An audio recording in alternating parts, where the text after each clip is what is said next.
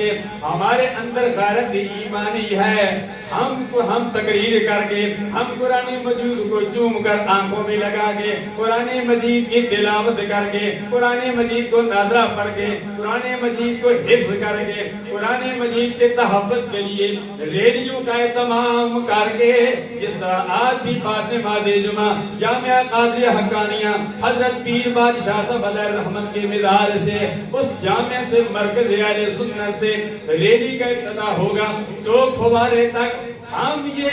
Radio کا انعقاد کر کے رب ذوالجلال کی بارگاہ میں حاضری لگوانا چاہتے ہیں۔ حاضری بھی ایسے لگوانا چاہتے ہیں جیسے حضرت ابراہیم خلیل اللہ کے لیے آگ لگائی گئی تھی، آگ بجھانے والے بھی تھے، آگ لگانے والے بھی تھے۔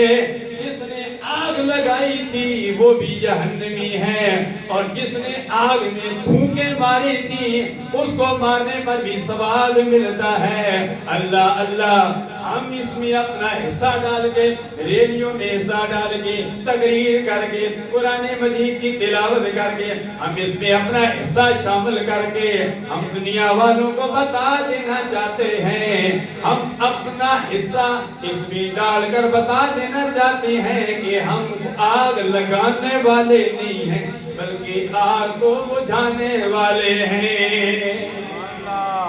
گرگٹ آئی تھی، اس نے آگ کو لگا، اس نے آگ کو پھونکے ماری تھی تاکہ آگ اور زیادہ جل جائے، آگ اور زیادہ آگ شعلے آسمانوں سے باتیں کرنے لگے۔ چھوٹا سا پرندہ تھا،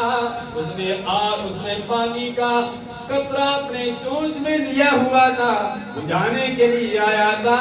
اللہ اللہ پوچھا گیا، اس پرندے نے بھی جواب دیا، میں اس لیے آگ بجھانے کے لیے آیا ہوں، بجھا تو نہیں سکتا لیکن قیامت کے دن رب ذوالجلال کی بارگاہ میں عرض کروں گا، یا اللہ آگ لگانے والوں میں نہیں تھا، میں تو آگ بجھانے والوں میں تھا۔